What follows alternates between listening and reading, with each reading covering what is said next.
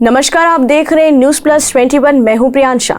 जांजगीर जिले से इस वक्त बड़ी खबर आ रही है, जहां ग्राम काशीगढ़ में एक महिला को बहुत ही दर्दनाक घटना का सामना करना पड़ा है। ग्राम के 48 वर्षीय सेतराम चंद्रा ने गांव की महिला का फायदा उठाया और फिर बलात्कार कर इस घटना को अंजाम दिया है।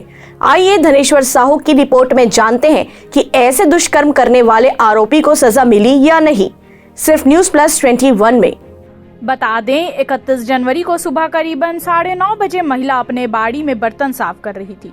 ठीक उसी वक्त इस बात का फायदा उठाते हुए सेतराम चंद्रा महिला को वहां से खींचते हुए ले गया और उनके साथ जबरन बलात्कार किया और इस दर्दनाक घटना को अंजाम दिया। पुलिस ने आरोपी को जांच उपरांत धारा 376 का प्रकरण बनाकर विधिवत गिरफ्तार कर न्यायिक रिमांड पर भेज दिया है। उप निरीक्षक गोपाल सतपति ने जानकारी देते हुए बताया कि उच्च अधिकारी के मार्गदर्शन के अनुसार यह कार्रवाई की गई है। सेतराम को आज न्यायिक रिमांड पर जेल भेजा गया।